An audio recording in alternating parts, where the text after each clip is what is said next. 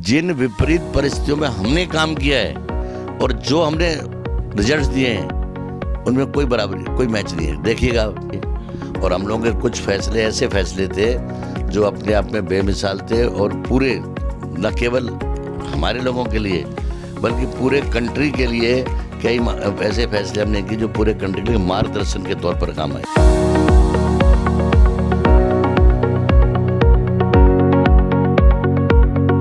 हरियाणा में हरेरा के गठन के बाद बायर्स के सपनों के आशियाने का रास्ता अब आसान हो गया है। सीनियर आईएएस ऑफिसर रहे के खंडेलवाल ने जब हरियाणा के हरेरा की जिम्मेवारी को संभाला तो उसके बाद रियल एस्टेट में फैली धांधली को खत्म करके इस क्षेत्र की तकदीर और तस्वीर दोनों बदल के रख दी। हरियाणा में रियल एस्टेट का हब गुरुग्राम को कहा जाता है। साल 2017 में हरेरा का गठन हुआ और गुरुग्राम में ही हरेरा का हेड ऑफिस बनाया गया। हरेरा के गठन के बाद लोगों की उम्मीदें जगी कि अब उनके सपनों का आशियाना उनको जल्द मिलने वाला है, लेकिन उसी बीच कई बिल्डर्स की इतनी मनमानी थी कि उनसे पार पाना बड़ा मुश्किल था। लेकिन मुख्यमंत्री मनोहर लाल ने इस जिम्मेदारी को सीनियर रहे आईएएस के खंडेलवाल को सौंपा। चुनौती बहुत थी, लेकिन उनसे पार पाना के खंडेलवाल अच्छी तरह से जानते थे। धीरे धीरे उन्होंने इस क्षेत्र की तमाम समस्याओं को कागजों से अपनी आंखों में उतारा और एक के बाद एक ऐसे फैसले दिए कि लोगों के सालों से पेंडिंग मामले कुछ ही दिन में खत्म कर दिए। मैं आपको ये बता दूं दामिनी जी कि डॉक्टर के खंडेलवाल आईएएस ऑफिसर हैं। ये हरियाणा के ही नहीं, पूरे इंडिया के, पूरी कंट्री के जो आईएएस अफसर हैं उनमें गिने चुने में इनकी गिनती होती है। उनके पास 29 डिग्री है। 29 डिग्री के बाद जो कितने पढ़े लिखे आप सोच सकते हो जिनके पास 7 पीएचडी है। डॉक्टर साहब ने 5 जनवरी 2017 में ज्वाइन किया यहाँ पे गुड़गांव हरेरा में। जिस दिन हरेरा में ज्वाइन करा, आप देख सकते हैं कि क्या इंफ्रास्ट्रक्चर होता है स्टार्ट में ज्वाइन करते हैं। इन्होंने 3 महीने के अंदर रेरा के ऊपर बुक लिख दी और ये जो आप दफ्तर देख रहे हैं, हरियाणा में आपको कोई गवर्नमेंट ऑफिस ऐसा ऑफिस नहीं मिलेगा। ये ऐसा था नहीं, ये सारा का सारा डॉक्टर के खंडेलवाल के विजन से बना है। हमारी टीम के साथ जिस तरह का उनका समन्वय होता है, जिस तरह का व्यवहार होता है, वो आपको बहुत कम देखने को मिलेगा। मैंने भी लगभग 38 साल सर्विस की है, बहुत से आईएएस अफसरों के साथ की है, बहुत से मैंने चीफ मिनिस्टर ऑफिस में काम किया है। बट जिस तरह का काम करने का तरीका डॉक्टर के खंडेलवाल का है, ये बिरला है। आप देखो कि एक अथॉरिटी के सबसे नीचे से एम्प्लॉय लेके अप टू बॉटम तक सारा इनका किस तरह का ट्रीट करते हैं, किस तरह की एनर्जी मिलती है, किस तरह का इंस्पायरेशन मिलता है, वो अपने आप में एक उदाहरण है। कोई भी त्यौहार है, उस त्यौहार को किस तरह स्टाफ के साथ अपने परिवार की तरह मनाते हैं, ये आपको देखने का मिलेगा। जहाँ तक अथॉरिटी के काम का सवाल है, डॉक्टर साहब ने, खंडेलवाल साहब ने इस तरह के रेगुलेशन बना दिए हैं कि किसी आदमी को कोई परेशानी नहीं है। हर कोने पे ये सोचा गया कि ना ही तो बिल्डर को साथ जाती हो और ख़ास करके कस्टमर परचेजर के साथ तो बिल्कुल अन्याय ना हो। ये इन्होंने भरपूर कोशिश की है। हरियाणा ही नहीं है, इंडिया के जितने भी रेरा के चेयरमैन हैं तकरीबन डॉक्टर साहब से सलाह मशवरा करते हैं और इनसे सलाह करके अपना कंट्रीब्यूट वो करते हैं। इस अथॉरिटी को 4 चांद लगा दिए हैं। हम काफ़ी बार मजाक में भी कहते हैं कि कल जो चेयरमैन आएगा वो कई साल तक कोई काम करने की जरूरत नहीं, शायद रॉयल्टी खाएगा। एक आदमी को किस तरह खुद मीटिंग लेके, पूरा हमारा लीगल सेल है, लगभग 20 अच्छी यूनिवर्सिटी के लॉ ग्रेजुएट बच्चे हैं, उनकी हफ्ते में 2-3 मीटिंग लेके खुद ब्रीफिंग करते हैं। जहाँ तक प्लानिंग ब्रांच का सवाल है, उसको भी उसी तरह ब्रीफ करते हैं और 99% काम खुद सिखाते हैं। अकेले आदमी 80% काम करते हैं, 20% में हम हैं। मेरा जो है, मैं सेक्रेटरी हूँ, मेरे साथ एक असिस्टेंट सेक्रेटरी हैं अंकिता, जो सारे रेगुलेशन, एजेंडा, अथॉरिटी की मीटिंग सारा हमारी ब्रांच तैयार करती है और उसमें विशेष योगदान मेरी असिस्टेंट सेक्रेटरी हैं अथॉरिटी की जो अंकिता, उनका रहता है। एक भी मीटिंग पेंडिंग नहीं हुई, आई थिंक कोई रेगुलेशन पेंडिंग नहीं है। तो हर स्टेप पे रिव्यू करते हैं चेयरमैन सर, और लोगों को जो रिलीफ लेने का तरीका है, खुद कोर्ट में बैठ के इतनी फास्ट कोर्ट चलाते हैं कि बहुत से लोगों को रिलीफ मिला है। सर का व्यवहार स्टाफ के प्रति बहुत ही अच्छा अच्छा व्यवहार है। हम पीछे भी हमने गवर्नमेंट जॉब में किया, हम रिटायरमेंट के पोस्ट रिटायरमेंट के यहाँ हम काम कर रहे हैं। तो हर तरीके से सर का व्यवहार बहुत ही अच्छा है। और हमारे यहाँ जितने भी रिक्रूट्स हैं, रिक्रूटमेंट की हुई है in legal side, technical side, administrative side, all are well qualified. Legal side में हमारे LLB first division, LLM first division, merit list बच्चे हैं। इसी तरह से प्लानिंग साइड में भी बच्चे जो भी हैं वो फर्स्ट डिवीज़न से कम कोई बच्चा रिक्रूट हमने नहीं किया हुआ है। इंजीनियरिंग साइड में भी यही है। ऑफिस टाइम में madam ji as a good administrator 9 से 5 और आफ्टर 5 PM वो एक बड़े भाई हैं, एक ये समझो सोशल पर्सन है जो हर तरह हर इंसान को, गरीब है अमीर है, हर तरह की सहायता करते हैं। इनके पास हर तरह के आदमी आते हैं, गरीब भी आते हैं, अमीर भी आते हैं, मंत्री भी आते हैं। और ये अभी CMO में थे, ये अभी चीफ मिनिस्टर अपने ऑफिस में थे। और मेरी तो देखो भगवान यही मनोकामना करता हूँ, और एक दिन आप देखना मैडम जी ये PM ऑफिस में ज़रूर जाएंगे। ये इतनी मुझे सर के साथ ओनली 7 ईयर्स हुए हैं। इससे पहले मेरे हिसाब से कोई वास्ता नहीं था। 34 साल मैं लॉ डिपार्टमेंट में था, वहाँ सेक्रेटरी में अंडर सेक्रेटरी था। और यहाँ मैं लॉ ऑफिसर हूँ 7 साल से। साहब के यहाँ 3 साल हुए हैं, 4 साल वहाँ चंडीगढ़ में था। मेनली जब रियल स्टेट अथॉरिटी बनी 5 फरवरी 2018 को, तो मेन क्वेश्चन बार बार जो उठता था, जो बिल्डर्स उठाते थे कि रेरा की जुरिस्डिक्शन में वो प्रोजेक्ट्स नहीं आएंगे जिनके लिए वो OC के लिए पहले अप्लाई कर चुके हैं। क्योंकि जब ये क्वेश्चन आया कि एक नया एक्ट, रेरा एक्ट आने वाला है, तो प्रमोटर्स में एक होड़ सी हो गई थी कि उन्होंने OC के लिए अप्लाई करना शुरू कर दिया था ताकि वो रेरा की जुरिस्डिक्शन से बच सके। तो इसमें मेन जजमेंट सिमी सिक्का वर्सेस MR जजमेंट था जो मिस्टर खंडेलवाल ने दिया जुरिस्डिक्शन को लेके, जिसमें ये डिसाइड किया कि it doesn't matter OC has been applied before coming into force of RERA, but the main question is whether OC has been granted और नॉट। जैसे कि दामिनी आप जानती हैं, doctor KK Khandelwal ji retired IAS officer HRERA Gurugram के पहले चेयरमैन हैं। एक अथॉरिटी या कोई भी इंस्टीट्यूशन जब क्रिएट किया जाता है तो सबसे ज़्यादा रिस्पॉन्सिबिलिटी जो फाउंडिंग पिलर्स होते हैं वो उनके ऊपर होती है। डॉक्टर KK खंडेलवाल हमारे वो फाउंडिंग पिलर हैं इस अथॉरिटी के। और अपने इतना एक्सपीरियंस जो सर अपने साथ लेके आए हैं, हम लोगों की शायद इतनी पूरी उम्र नहीं है जितना वो एक्सपीरियंस अपने साथ लेके आए हैं। And he has a very vast experience, B it in the field of administration, B it in the field of management. और साथ में जो एक बहुत एडेड एक उसमें हमारे साथ चीज़ सर की उसमें रही एडवांटेज कि sir holds the highest degrees in law also. So authority में जब अथॉरिटी को इस्टेब्लिश किया गया तो सर के जो ये सारा एक्सपीरियंस था, this is what you seeing it as a authority today. Administration के सर ने जब ये पूरा का पूरा इस्टेब्लिशमेंट का क्रिएट हुआ, इंस्टीट्यूशन क्रिएट हुआ, sir started it with just a staff of 5 people. And today what you see actually Harera Gurugram, this whole journey of 3 years, it is because of his hard work, the constant hard work. Sir ने कभी दिन नहीं देखा, रात नहीं देखी। He is been working constantly day in and out.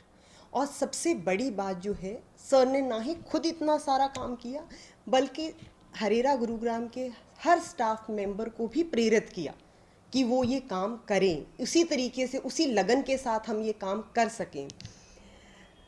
Sir ने institution के लिए जो किया है वो कुछ शब्दों में शायद बयान नहीं किया जा सकता, उसमें बहुत समय लग जाएगा। सर का जो कंट्रीब्यूशन रहा है वो इस्टेब्लिशमेंट को क्रिएट करने में, खड़ा करने में, इस इंस्टीट्यूशन को नर्चर करने में, सिर्फ इन चीज़ों में ही नहीं, हमारी जो आप जजमेंट्स देखेंगे हरेरा गुरुग्राम की, उन जजमेंट्स का इम्पैक्ट इस देश के पूरे रियल एस्टेट सेक्टर पे रहा है। सिमी सिक्का केस जो अथॉरिटी का है, बहुत ही रिनाउंड केस है, उस केस में जिस तरीके की लीगल पॉइंट्स को सेटल किया गया, सर ने किया, जिनको इश्यूज को एड्रेस किया गया, वो अपने आप में ही एक बहुत नई चीज़ थी एक रियल एस्टेट सेक्टर के लिए। उस एक जजमेंट ने इस सेक्टर में बहुत रेवोल्यूशनरी चेंजेस लाए, चाहे वो ज्यूरिसडिक्शन को लेके हों, चाहे वो अलॉटीज़ की राइट्स को लेके हों।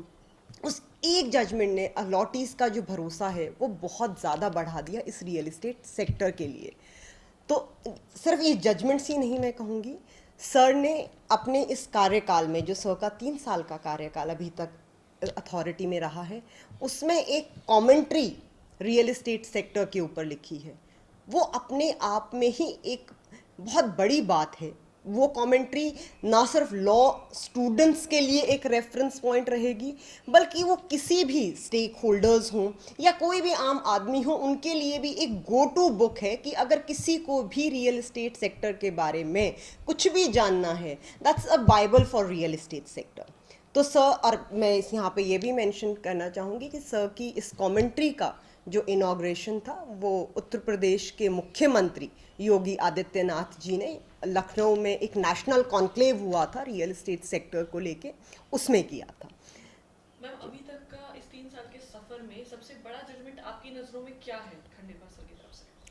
जैसे कि मैंने आपको बताया, सिमी सिक्का एक बहुत बड़ा लैंडमार्क जजमेंट है। उसके अलावा हमने और भी कई अच्छी जजमेंट्स हमारी आई हैं जिनका बहुत इम्पैक्ट रहा है, कि जैसे सर ने एक दीपक चौधरी वर्सेस पीएनबी में एक हमारा जजमेंट आया है जिसमें हमने फाइनेंशियल इंस्टीट्यूशंस को भी प्रमोटर की डेफिनेशन में माना है कि वो भी प्रमोटर है, क्योंकि वो प्रमोटर के असाइनी हैं।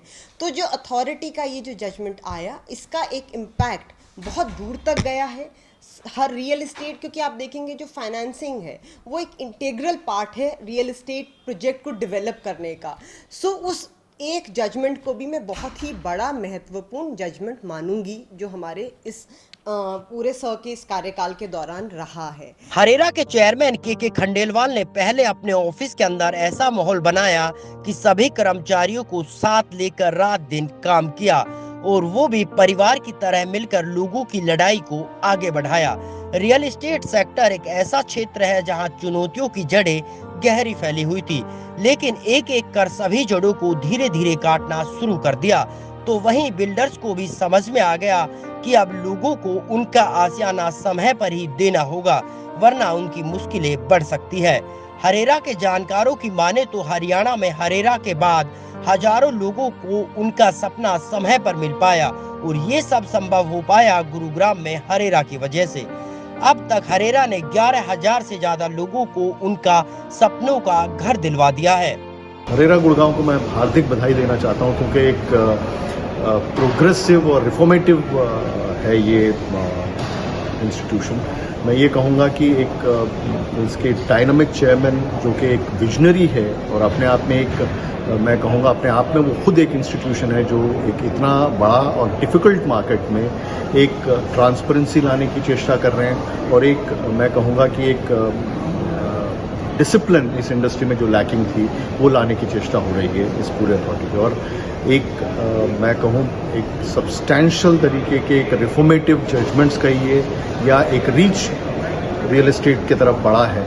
तो मेरा मानना है कि लास्ट 3-4 इयर्स में जो काम रहा है रियल एस्टेट गुड़गांव का, वो बहुत ही महत्वपूर्ण है और काफ़ी इसका इम्पैक्ट आगे वाले सालों में दिखेगा। रेरा एक ऐसा एक्ट है जिससे रियल एस्टेट रेगुलेशन का प्रावधान रखा गया है। This was basically a central act, एक सेंट्रल एक्ट था जिसके बाद सभी स्टेट्स ऑल ओवर इंडिया इसको अडॉप्ट किया, इसको फॉलो करना शुरू किया और अपने हिसाब से इस एक्ट में अपने स्टेट्स के हिसाब से एक्ट के बेसिस पे रूल्स बने और उसको अडॉप्ट किया।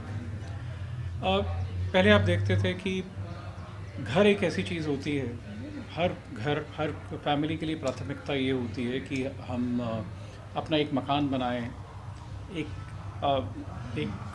रिहाइश एक ख़रीदें या एक ऐसी जगह ख़रीदें जिसमें हम सारी उम्र अपनी गुजार देते हैं।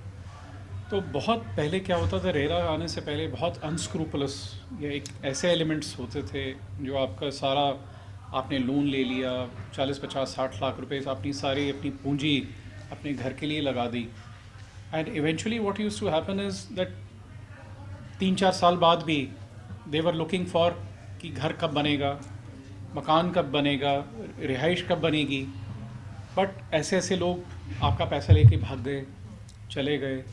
तो इन दिक्कतों की वजह से क्या होता था कि एक कॉमन आदमी जिसके पास कोई फोरम नहीं होता था, ऐसे भी लोग, ऐसा नहीं कि वो अनऑथराइज कंस्ट्रक्शन या अनऑथराइज प्लेयर्स थे मार्केट में, बहुत ऑथराइज प्लेयर्स ने भी गलतियां की, जिसकी वजह से एक समय आ गया था, अति आ गई थी कि that there has to be a body which regulates sale of real estate unit apartment. और रेरा आने से 2016 में एक्ट आया, 2017 में हरियाणा में रूल्स आया, तो एक बदलाव ये देखने में आया कि बहुत लोग जो इस प्रॉब्लम से जूझ रहे थे अलग अलग फोरम से कि उनको पोजीशन नहीं मिलता था अपने अपार्टमेंट का, अपने मकान का पोजीशन नहीं मिलता था, उनको अपनी ये स्टेटस नहीं पता लगता था वो उनका मकान कब कंप्लीट होगा।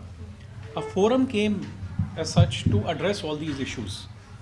और मेरे हिसाब से बीइंग रिप्रेजेंटेटिव ऑफ डीएलएफ बहुत पुराना, सबसे ओल्डेस्ट रियल एस्टेट प्लेयर है इस मार्केट में, बट हमें भी एक ऐसा लगता है कि इससे मार्केट रेगुलेट हो, अच्छे लोग कंस्ट्रक्शन या रियल एस्टेट डेवलपमेंट में आएंगे, और even customers will be safe guarded against any kind of problems of such nature, जहाँ उनका पैसा चुरा लिया जाता था या पैसा डाइवर्ट कर दिया जाता था या उनको मकान टाइम पे नहीं मिलता था, अगर मिलता था तो वो क्वालिटी अच्छी नहीं होती थी। तो I believe this is a perfect platform for any customer consumer where he does not have to do forum hunting, अलग अलग जगह जाने की उसको ज़रूरत नहीं है। तो रेरा एक फोरम है जिसके सहारे वो अपने आप को सुरक्षित महसूस करता है कि वो इन्वेस्ट करे रियल एस्टेट में, कि उसके साथ कल गलत नहीं होगा। तो वहीं हरेरा के चेयरमैन के खंडेलवाल की माने तो वो अब तक 11,000 से ज्यादा बायर्स को न्याय दिलवा चुके हैं। साथ ही बिल्डरों को भी साफ तौर पर चेतावनी दे चुके हैं कि अगर बिल्डर अपनी बदमाशियों से बाज नहीं आए तो हरेरा को कुछ ठोस फैसले लेने पड़ेंगे, जिनमें बिल्डरों पर 100 करोड़ रुपए तक के जुर्माने के साथ साथ 3 साल तक की सजा का प्रावधान भी है। हरेरा लोगों को न्याय दिलाने के लिए जहां दिन रात काम कर रहा है, तो वहीं बिल्डरों से परेशान लोगों तक कानूनी राय देने के साथ साथ ऑनलाइन कोर्ट लगाकर भी कई ऐतिहासिक फैसले सुनाने का काम कर रहा है। हरेरा के चेयरमैन की माने तो वो मई महीने तक सभी केसों में बायर्स को न्याय दिलाने में सफल हो सकते हैं, यानी मई के महीने तक हरेरा कोर्ट में एक भी केस पेंडिंग नहीं बचेगा। माहौल बदल गया है पूरा, तो माहौल बदलने का काम रेरा ने किया, और माहौल बदलने के साथ साथ जहाँ गलतियाँ की लोगों ने उनके विरुद्ध कार्रवाई भी हुई है। हमारे पास करीब 14,000 कंप्लेंट्स आई हैं अभी तक। 14,000 में से करीब इस समय हमारे पास 3,000 के करीब कंप्लेंट्स पेंडिंग हैं। तो एक बहुत बड़ी राहत है कि करीब 11,000 लोग जिन्होंने यहाँ शिकायत दी, उनकी शिकायत सेटल हुई है। इससे बड़ी राहत कोई नहीं हो सकती। नंबर 2, जो 3,000 मामले चल रहे हैं उन मामलों को भी जल्दी से निपटाने की कोशिश हो रही है। जिन विपरीत परिस्थितियों में हमने काम किया है और जो हमने रिजल्ट्स दिए हैं उनमें कोई बराबरी, कोई मैच नहीं है, देखिएगा। और हम लोगों के कुछ फैसले ऐसे फैसले थे जो अपने आप में बेमिसाल थे, और पूरे न केवल हमारे लोगों के लिए बल्कि पूरे कंट्री के लिए कई ऐसे फैसले हमने किए जो पूरे कंट्री के लिए मार्गदर्शन के तौर पर काम आए। उन्हीं गति से हम लोग वो एक आदर्श कायम करना चाहते हैं कि एक तो इस तरह की ज़रूरत ही ना पड़े कंप्लेंट करने की, और कंप्लेंट की भी है तो कंप्लेंट का निस्तारण हम लोग कम से कम मैक्सिमम 2 महीने में कर सकें, 2 महीने ज़्यादा ना जाए। क्योंकि सबसे बड़ी अदालतों के खिलाफ, सबसे बड़ी जो अथॉरिटीज़ के खिलाफ जो शिकायत है लोगों की, बोला न्याय जी यहाँ बहुत लेट होता है, महंगा भी है और लेट भी है। हम ये चाहेंगे कि न्याय सस्ता भी हो और तुरंत हो, ये हमारी कोशिश रहेगी। कहीं हम 50 लाख रुपए का, कहीं 10 लाख रुपए का, कहीं 1 करोड़ रुपए का जुर्माने लगाते हैं। अभी हम जुर्माने को बताते हैं उसे, अभी हमारा जो है रुख है सुधारवादी, दंडात्मक कम है। हम उसे डरा करके काम ले रहे हैं। अभी हम कह रहे हैं भाई तेरे पे यदि तूने नहीं रजिस्टर नहीं कराया, तेरे पर 100 करोड़ तक का जुर्माना हो सकता है। तो 100 करोड़ के जुर्माने से रजिस्ट्रेशन करा लेता है वो। यदि उन्होंने रजिस्ट्रेशन करा लिया तो टोकन पेनल्टी उस पर लगा के 10 लाख 20 लाख लगा के कर दी।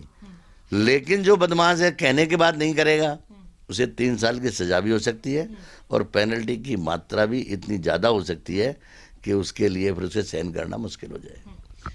बहरहाल हरेरा की अर्जेंट कोर्ट अथॉरिटी में काम करने वाले लोगों के बीच में बेहतरीन तालमेल और डेवलपर से परेशान लोगों को ऑनलाइन कानूनी सलाह अलॉटियों के लिए वरदान साबित हो रहा है।